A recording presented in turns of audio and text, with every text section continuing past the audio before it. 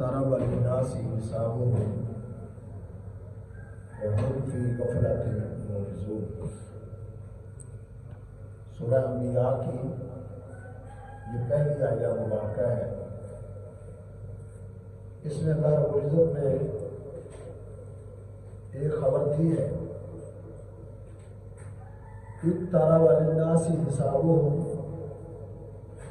کہ لوگوں کا حساب بہت ہی قریب آ گیا ہے۔ یہ نہیں کہا کہ حساب قریب ہے، بلکہ فرمایا کہ حساب بہت ہی قریب آ گیا ہے۔ اقترب للناس حسابهم وهم فی غفلۃ معرضون، اور لوگوں کی اکثریت غفلتوں میں منہ پھیرے ہوئے ہیں۔ حساب بہت قریب ہے، اس کا کیا مطلب ہے؟ اس کا ایک مطلب تو ہے قیامت، کہ قیامت بہت قریب آ گئی۔ قیامت کی جو قربت بیان کی گئی ہے، یہ پوری دنیا کے عمر کے لحاظ سے ہے، کہ اس دنیا کا کی جو مکمل عمر ہے، اللہ کے پیغمبر صلی اللہ علیہ وسلم کی بعثت کے وقت اس دنیا کی زیادہ تر عمر گزر چکی تھی، باقی جو عمر ہے وہ بہت کم رہ گئی۔ جب یہ قرآن اترا ہے کہ قیامت بالکل قریب آ گئی، اس بات کو بھی 1500 سال بیت چکے، تو کتنی قریب ہے؟ اللہ کے پیغمبر صلی اللہ علیہ وسلم نے زندگی کے ہر خطبے میں آپ کہا کرتے تھے، بعثت انا والساعۃ کہاتے ہیں، فرمایا میں اور قیامت دونوں ایسے اکٹھے ملیں گے، جس طرح آپ دو انگلیوں کا اشارہ کرتے ہیں، جس طرح یہ دو انگلیاں ملی ہوئی ہیں، اس طرح قیامت میرے ساتھ ملی ہوئی ہے، یعنی میرے اور قیامت کے درمیان اور کوئی نبی نہیں آنا۔ یہ قیامت کی آپ نے قربت بیان کی، آپ نے فرمایا میں قیامت کی ایک نشانی بن کے آیا ہوں۔ اللہ کے پیغمبر صلی اللہ علیہ وسلم نے اس بات کی علامت اور نشانی ہے کہ قیامت بالکل قریب ہے، بالکل قریب آ چکی ہے۔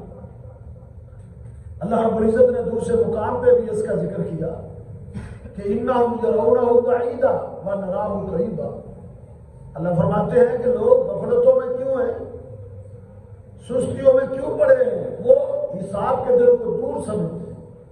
انہم یرونہ بعیدا ونراہ قریبا، اللہ فرماتے ہیں ہم تو اس کو قریب دیکھ رہے ہیں، حساب کا دل دور نہیں ہے، وہ بالکل قریب ہے۔ اسی طرح اللہ رب العزت نے فرمایا انا انذرناکم عذابا قریبا، اے میرے بندو میں نے تمہیں قریب کے عذاب سے ڈرا دیا، اس کو دور مت سمجھو، وہ بالکل قریب ہے۔ تو قیامت بعید نہیں ہے، قیامت قریب ہے۔ ایک بات تو یہ ہے۔ دوسری بات کہ جو انسان فوت ہو جاتا ہے، من مات قد قامت القیامہ، اس کی قیامت قائم ہو گئی۔ جو فوت ہوتا ہے اس کا حساب شروع ہو گیا، قیامت نے جب بھی آنا ہے اس کا تو حساب جاری ہو گیا۔ فوت کرتے ہوئے فرشتے مارنا شروع ہو جاتے ہیں ظالم اور مجرم انسان کو، یضربون علی وجوہہم وعلی ادبارہم، ان کے چہروں پر مارتے، ان کی پیٹھوں پر مارتے، حساب تو شروع ہو گیا۔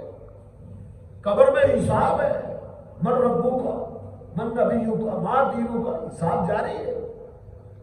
تو اس لیے ہر شخص حساب کے قریب پھر رہا ہے، کسی وقت نہیں وہ گر سکتا ہے، ہر شخص سے کنارے ہو جاتا ہے۔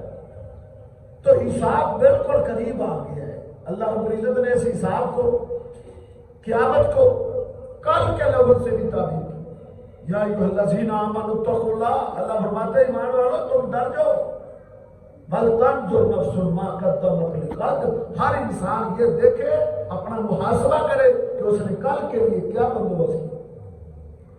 کل سے مراد یہ دنیا کا کل نہیں ہے کہ کل تم نے اپنے کل کا کیا ترتیب بنائی ہے، اللہ نے یہ نہیں پوچھے، اللہ قیامت کا پوچھ رہے کہ بل تنظر نفس ما قدمت لغد، انسان دیکھے اس نے کل کے لیے کیے کیا کیا۔ دنیا کل نہیں ہے، دنیا آج ہے، کل قیامت ہے، کل کا تو کسی کو نہیں پتا، کل قیامت ہے، فوت ہو جائے گا اس کا حساب اور اس کا کتاب شروع ہو جائے گا۔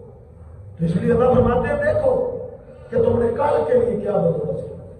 عمر بن خطاب رضی اللہ تعالیٰ عنہ جب حاکم وقت بنے تھے، جب خلیفہ کی مسند پر، خلافت کی مسند پر بیٹھے تھے، انہوں نے ایک خطبہ بھی دیا تھا اور انہوں نے اپنے گورنروں کی طرف خط بھی بھیجے تھے۔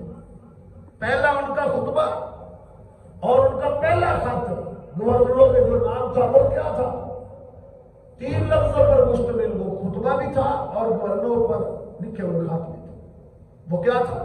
حاسبوا انفسکم قبل ان تحاسبوا، کہ تم اپنا حساب کر لو قبل اس کے کہ اللہ تمہارا حساب، جب اللہ حساب لے لے گا پھر پلٹ جاؤ گے۔ من حوسبا فقد حسبا، جس کا اللہ نے حساب لے لیا وہ پلٹ جائے گا، وہ نہیں بچ سکے گا۔ تو اس لیے اللہ فرماتے ہیں، عمر بن خطاب نے فرمایا حاسبوا انفسکم قبل ان تحاسبوا، اللہ کے حساب لینے سے پہلے اپنا حساب لے لو، آج اپنا محاسبہ کر لو۔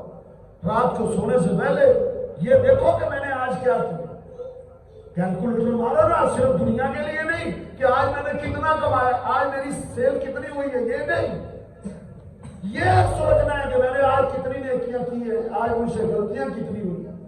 فجر میری جو ہے جماعت کے ساتھ ہوئی ہے، میری زور تکبیر اللہ کے ساتھ ہوئی ہے، اشراق میں نے پڑھی ہے، آج میں نے کتنا قرآن پڑھا ہے، صبح کے اذکار میں نے پڑھے کہ آج میری زور اثر مغرب عشاء تکبیر اللہ کے ساتھ تھی، شام کے اذکار میں نے پڑھے، آج میں نے کتنے جھوٹ بولے ہیں، آج میں نے کتنا صدقہ کیا ہے، کتنا سچ بولا، یہ احتساب ہے۔ حاسبوا انفسکم قبل ان تحاسبوا، عقل مند انسان کی یہ نشانی ہے۔ ہماری نظروں میں تو عقل مند انسان وہ ہے جو اچھا سیل مین ہے، اچھا کاروبار کرتا ہے، لیکن اللہ کے نبی صلی اللہ علیہ وسلم نے فرمایا الکیس من دان نفسہ وعمل لما بعد الموت، عقل مند انسان وہ ہے جو اپنا محاسبہ کرتا ہے اور وہ کل کے لیے سوچتا ہے کہ کل کے لیے کیا ہوگا۔ صحابہ کی زندگی دیکھو، وہ کیسا حساب کرتے تھے، کیسا محاسبہ کرتے تھے۔ اور سیدنا عروہ یہ ایک محدث ہے اور ایک صحابی کے بیٹے سیدہ عائشہ رضی اللہ تعالیٰ عنہا کے یہ بھانجے، یہ بیمار ہو گئے، ان کی ٹانگ کو مسئلہ تھا، ڈاکٹروں نے کہا تمہاری ٹانگ کاٹنی پڑے، کہا ٹھیک ہے کاٹ دو، انہوں نے ٹانگ کاٹ دی، تو انہوں نے کہا وہ ٹانگ میرے سامنے دو، انہوں نے ایک تھال میں رکھ کے سیدنا عروہ کی جو ٹانگ تھی وہ ان کے سامنے پیش کی، انہوں نے ٹانگ سے مخاطب ہو کے کچھ باتیں کی، ٹانگ کو مخاطب کر کے اس نے کچھ کلام کیا، وہ کیا کلام تھا؟ اللہ اپنی ٹانگ کو مخاطب کر کے کہتے ہیں کہ اے میری ٹانگ، تو ایک عرصے تک میرے جسم کا حصہ تھی، میں تیرے ساتھ چلتا تھا، تیرے ساتھ پھرتا تھا، تیرے ساتھ میں آتا تھا، تیرے ساتھ میں جاتا تھا، تو ایک گواہی دینی ہے، تو نے قیامت کے دن ایک گواہی دینی ہے کہ کبھی بھی میں تیرے ساتھ چل کے اللہ کی نافرمانی کی طرف نہیں گیا، کبھی بھی، کہ ایسی بات ہے کہ آج تک میرا قدم جو بھی اٹھائے نیکی کی طرف اٹھائے۔ یہ وہ لوگ تھے جنہوں نے حاسبوا انفسکم قبل ان تحاسبوا، اب زندگیوں میں اپنا حساب کر دیا، وزنوا انفسکم قبل ان توزنوا، کہ اپنا وزن کرو قبل اس کے کہ اللہ تمہیں تولے۔ نیکیوں میں انسان، نیکیوں کے ترازو میں بندے کو بھی رکھا جائے گا، جس میں اس کے نیکیوں کے رجسٹر رکھے جائیں گے، بندے کو بھی تولا جائے گا، اور بھاری برکت انسان، بہت بڑا موٹا انسان آئے گا، اس کا بدن جو ہے مچھر کے پر کے برابر نہیں، کیوں؟ اس کے پلے دیکھیے نہیں، جس کے پاس تقوی ایمان بھی ہوگا اس کو کوئی وزن نہیں۔ عبداللہ بن مسعود پنڈلیاں اس کی تھی مرغے کی ٹانگوں کی، نبی علیہ السلام نے فرمایا کل قیامت کے دن جب اس کو نیکیوں کے ترازو میں رکھا جائے گا تو اس کی ایک پنڈلی جو تھی اور پہاڑ سے زیادہ بھاری، ایک پنڈلی۔ وزنوا انفسکم قبل ان تحاسبوا۔ اور تیسرا جملہ عمر بن خطاب یہ دکھاتے تھے کہ وَتَجَهَّزُوا لِلْعَرَضِ الْأَكْبَرِ، بہت بڑی پیشی کے لیے اپنے آپ کو تیار کرو، روز تیار کیا کرو، کس کے لیے؟ اللہ کے سامنے جو پیشی ہو رہی ہے نا اس کے لیے، ادھر کوئی بھاگنا نہیں چلے گا، نہ ادھر استثناء ملے گا، ہر شخص کو اللہ کے سامنے پیش ہونا، اس تیاری، اس جو ہے نا اس کے لیے تیاری کرو۔ مجھے ایک واقعہ یاد ہے، ایک شخص تھا، آخری بات عرض کر دو، ایک شخص تھا مسعود ایک محدث تھا، بڑا نیک انسان تھا، اور لوگوں کے ساتھ وہ معاملات کرتا، کوئی اس سے زیادتی کرتا تو فوراً معاف کرتا۔ لوگ اس کے پاس آتے اور کہتے اے مسعود میں تیری غیبت کر بیٹھا ہوں، میں نے تجھے گالی دی ہے تو مجھے معاف کر۔ وہ کہتا چھوڑ، الماضی لا یذکر، وہ ماضی ہے، جو تو نے میرے ساتھ کیا ہے وہ ماضی ہے اور ماضی گزر چکا ہے۔ ماضی کا تذکرہ میں نہیں کرتا، میں ماضی کو اپنے دل سے نکال دیتا ہوں۔ جو بندہ اس کے سامنے آتا وہ ایسا کرتا۔ لوگ اس سے پوچھتے یہ کیا کرتے ہو؟ ہر چیز معاف کر دیتے، کہتے اس لیے معاف کرتا ہوں قیامت کے دن اللہ کے سامنے پیش ہوں گا تو شاید میرا رب بھی مجھے کہہ دے کہ الماضی لا یذکر، تیرا جو ماضی تھا بس اس کا میں ذکر نہیں کرتا، شاید میرا رب بھی مجھے کہہ دے۔ تو وہ فوت ہوا، ایک دوست کو خواب میں ملا، اس نے کہا اے مسعود کیا بنا؟ کہا میرے رب نے کے سامنے جب مجھے پیش کیا گیا تو میرے رب نے بھی کہا یا مسعود الماضی والماضی لا یذکر، تیرا ماضی تھا وہ تیرا ماضی بھی کوئی ذکر نہیں کیا۔ تو اللہ سے دعا ہے اللہ رب العزت ہمیں اس حساب کے لیے کمر بستہ ہونے کی توفیق دے، اس کی تیاری کی اللہ ہمیں توفیق دے۔ یہ مہینہ اس تیاری کے لیے اللہ مجھے اور آپ کو